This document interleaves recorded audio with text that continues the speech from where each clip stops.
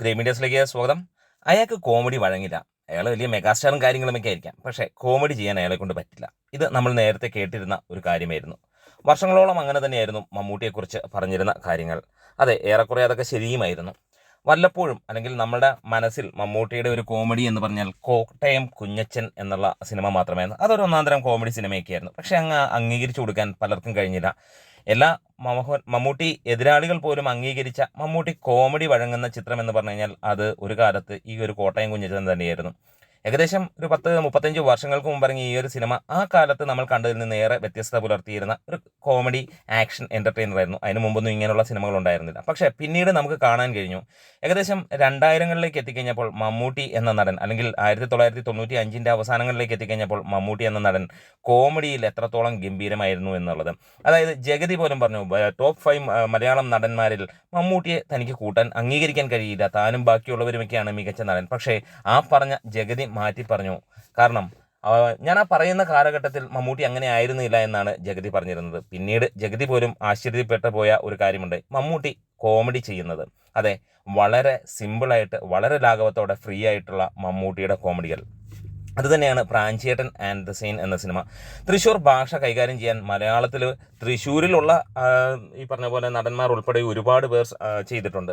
പക്ഷേ അതിന് മുകളിൽ നിൽക്കുന്നുണ്ട് മമ്മൂട്ടിയുടെ ആ ഒരു കഥാപാത്രവും ഒപ്പം തൃശ്ശൂർ സ്ലാങ്ങും എല്ലാം എന്ന്. അത് സ്ലാങ്ങിൻ്റെ കാര്യത്തിലാണ്. പക്ഷേ അത് വലിയ രസകരമായിട്ട് തന്നെ ചെയ്ത് സംസ്ഥാന അവാർഡ് നേടിയ ചിത്രവുമായി ആ അതിനകത്തിലെ പ്രകടനം മികച്ച രീതിയിൽ കോമഡി വർക്കൗട്ട് ചെയ്ത ഒരു സിനിമ.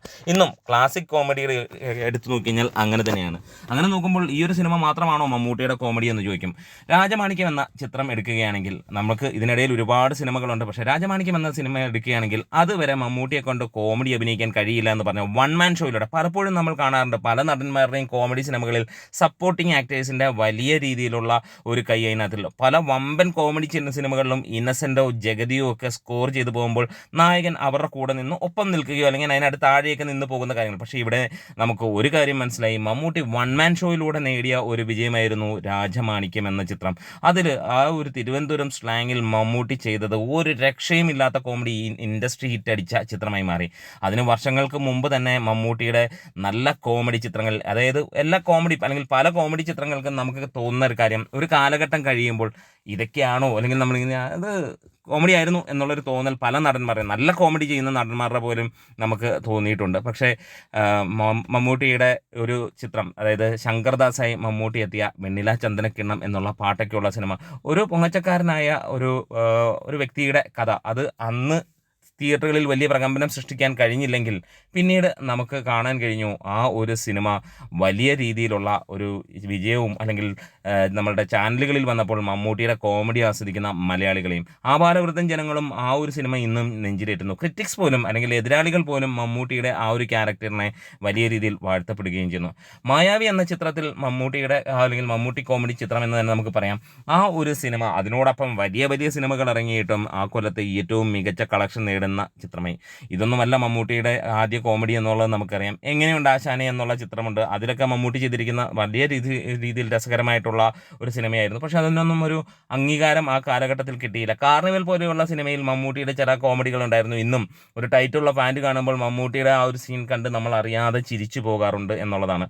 അപ്പം അങ്ങനെ കോമഡി വഴങ്ങാത്ത മമ്മൂട്ടി കോമഡി ചെയ്തു കഴിഞ്ഞപ്പോൾ ഒരു കാര്യം മനസ്സിലായി, ഒരു ഇൻഡസ്ട്രി ഹിറ്റ് പോലും അദ്ദേഹത്തിന് കോമഡിയിലൂടെ നേടാൻ കഴിഞ്ഞു. അതും വെറുതെ അല്ല, അതൊരു ഇൻഡസ്ട്രി ഹിറ്റ് തൂക്കിക്കൊണ്ടുള്ള ഒരു കോമഡി എന്ന് തന്നെ പറയാം. അതുതന്നെയാണ് പലപ്പോഴും തള്ളി പറയാറുണ്ട് മമ്മൂട്ടിയെക്കുറിച്ച്. അതായത് മമ്മൂട്ടിക്ക് ആ കാര്യങ്ങൾ ചേരില്ല അല്ലെങ്കിൽ നടക്കില്ല എന്നുള്ള പറയുന്നത്, അതെല്ലാം പൊളിച്ചെഴുതിക്കൊണ്ടാണ് മമ്മൂട്ടി മുന്നോട്ട് പോയിട്ടുള്ളത്. പല നടന്മാർക്കും ഈ പറഞ്ഞ പോലെ ജന്മനാ കിട്ടിയ കഴിവോ അല്ലെങ്കിൽ കോമഡി നന്നായി വഴങ്ങുന്ന കഴിവോ ഒക്കെ ഉണ്ടാവാം. ഒരു പക്ഷേ നമുക്ക് മറ്റൊരു വ്യത്യസ്തമായ ഒരു കാര്യത്തിലേക്ക്